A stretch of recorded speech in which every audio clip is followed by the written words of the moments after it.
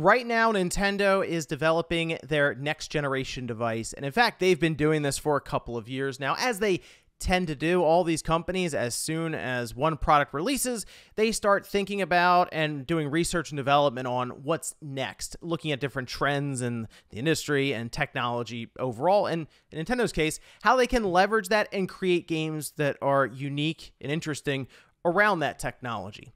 And now seeing the Switch be so successful and realizing we are going into the 7th year for the device, yeah, it's time to really start thinking about what Nintendo could do in the post-Switch world. And I want to talk about one aspect that has been coming up more and more recently. And to me, it's something that Nintendo just cannot mess up. And we're going to go over that here today. So if you guys enjoyed the video, make sure you like it and subscribe down below if you're new. As we head towards 700,000 subscribers, big shout out to everyone who has been subscribing to the channel. But what I am talking about today is backwards compatibility. And it might sound weird because for most of us, I feel like we're assuming that it will be a thing.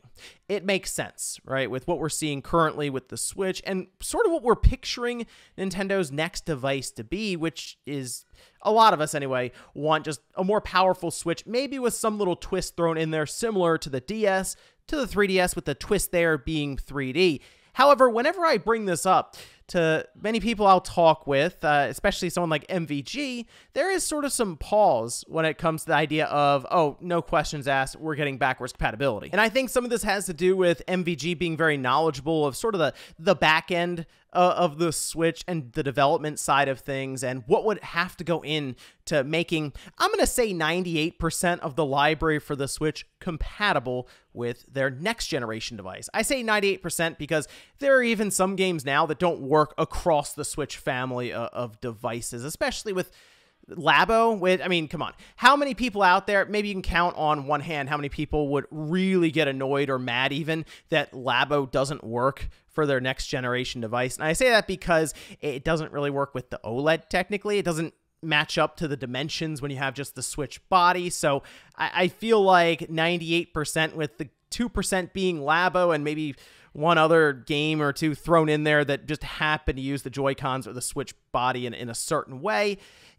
Not enough customers there for Nintendo to really feel like, okay, we gotta figure this out. So, but 98%, if they can get that figured out, I think it would be the best course of action for Nintendo. However, I'm also thinking about this more from not only consumer side, but also someone who has been watching the Switch grow throughout its last nearly 6 years now, and wonder if Nintendo would want to almost reenact the situation that they took advantage of with the Wii U. See, because with the Wii U, believe it or not, back in 2015, there were many people discussing the NX before we exactly knew what the NX was, and part of that had to do with backwards compatibility for the Wii U. Will our Wii U games work on the NX? And there are polls that have been run on different forums and many, many pages on different threads of people saying, yeah, it should be backwards compatible. Why wouldn't they? The Wii was backwards compatible to the Wii U, and based on Nintendo's history, the Wii U should work for the NX. Obviously, we realize, wow, okay, you're not going to put a disc into this system that is also a portable device. They're going to have to move the cartridges, and we kind of accepted that storage or that medium shift was the real reason why Nintendo did not have backwards compatibility, and I would agree with that to an extent.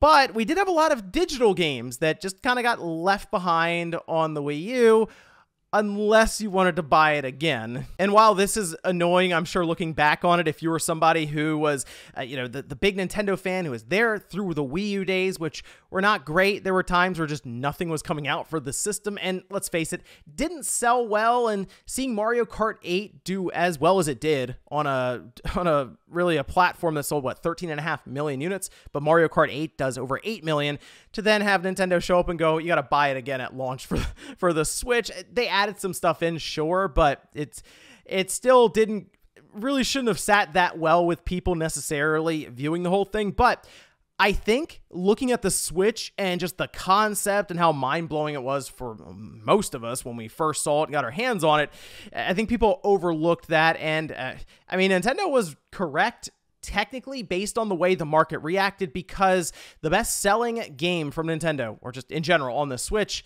is indeed a Wii U port. In fact, Mario Kart 8 has proven to be so successful, we'll most likely go at least 10 years until we see the next Mario Kart game. I mean, if this roadmap they have holds up and we end up into the second quarter of 2024 before we hear anything about a new Mario Kart game, an entire decade for what's turned into pretty good live service title for Nintendo. I mean, it's got a roadmap. They've had multiple releases. It's kind of looks that way. There's even a subscription service tied to it with the NSO, or Nintendo Switch Online, where you get some of these tracks that just come with it then. So, hey, Nintendo leaning into that digital future I see there. Definitely keeping up with some of those trends. But now they have their online account system. It's something they should have figured out with the Wii U.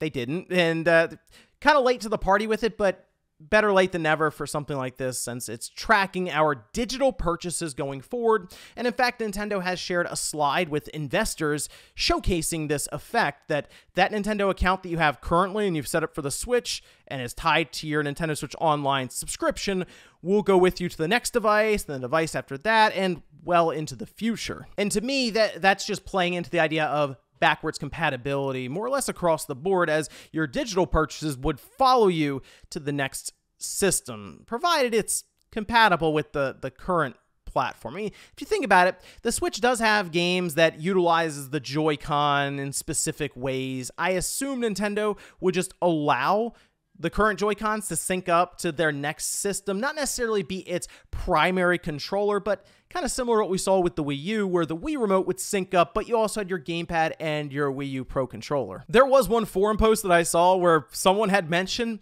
no, it probably won't be backwards compatible to go from the Wii U to the NX. They'll just sell people the games all over again. They did say 4K though, so they were a little off on that, but otherwise, yeah. In fact, we had some games that sold more than what they originally released for, like Tropical Freeze, but then we also saw some games just go absolutely nuts in sales. You end up with New Super Mario Bros. U Deluxe. They didn't even take the U out of it, but it sold over 10 million copies. But to me, looking across the board at the sales performance for the Switch, not necessarily hardware, because that's what a lot of people talk about right now, is the Switch's journey and it being on a crash course with the DS and the PS2. The Switch is about to do something that Nintendo has never been able to do in its history. Think about successful systems like the DS or the Wii, and that's 1 billion units of software sold. The Switch is going to do that. In fact, we'll probably hear about it hitting that milestone by the end of 2023. The fact that they would have over 1 billion pieces of software sold and they'd be willing to cut that off completely going into next generation, that's a lot more people that they could potentially upset or just put off than the Wii U. And while we are relying on their next-gen console to have a similar enough concept to the Switch to where we would have that full backwards compatibility, people do also look to Nintendo for being extremely creative, thinking outside of the box, sometimes for good or bad, right? We've seen it both ways. But do we want Nintendo to stay in this Switch hybrid box just so we have backwards compatibility? Well, for me, from a consumer standpoint, I actually do. And the reason for that is simple. We never got a Switch Pro or a more powerful Switch that, I mean, we've seen some of these games come out like Bayonetta 3 that clearly has more left in the tank when it comes to performance improvements and resolution, frame rate, all these different things that, yes, better hardware would unlock. And the fact that we did not see some sort of mid-generation refresh leads me to believe and hope that instead we would have a next-gen device that just by default will at least have that 60 FPS cap be hit consistently across the board, and we're not dropping down resolution into what at times ends up being, 540p, 600p, to where it's like, ooh, this is looking kind of sketchy right now on my 65-inch flat screen. Now, with the consumer side in mind, from the business angle, it's tough for Nintendo to not look at what happened going from the Wii U to the Switch and not just do it again and say, hey, you know what? These games would look a lot better on newer hardware. we could port it for 4K and we'll do higher frame rates and all these different things. It'll be really cool. The visual upgrades will be there. And then it's going to be $70 because I also believe they're going to make the jump, by the way, to $70. So, hey, Bayonetta 3 might be buying that Bayonetta 3 Deluxe version. That's the backwards compatibility ticket. Just a $70 copy that you got to buy. Although, on the other hand, if Nintendo did invest the money into backwards compatibility across the board, they could continue to sell their evergreen titles that have shown that they do have long tails when it comes to their sales performance, and they could even do a branding around them to go along with the launch lineup. Maybe a Nintendo Selects, one that's more budget friendly, which for Nintendo is probably like $20 off of the full price, but it would work to build up their launch lineup with some of the classics from the previous system. And let's say Nintendo wants to do something weird with the concept that basically disables them from being able to do backwards compatibility easily. And some of the talk around the technical aspects comes down to the X1 versus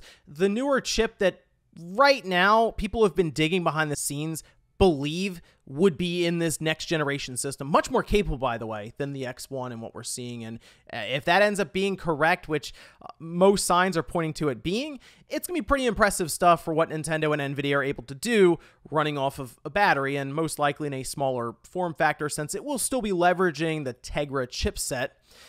But what if Nintendo wants to get weird with it and maybe they want to do foldable screens, just as an example, and it doesn't quite line up with the Switch and that concept. In fact, what if the Switch just continues on as it is with their own family, and Nintendo goes back to a two-system setup? They want to sell you another system that is kind of off in its own lane. These are all possibilities that could happen, but me personally, I'm still sticking to the status quo. Hey, Nintendo is going to continue on from the Switch. They'll use the name again, like the Wii to the Wii U or the DS to the 3DS, and we will have majority backwards compatibility nearing 98 to 99% with some obvious outliers and standouts like Labo not being available to the newer platform. But that's just kind of where I stand now.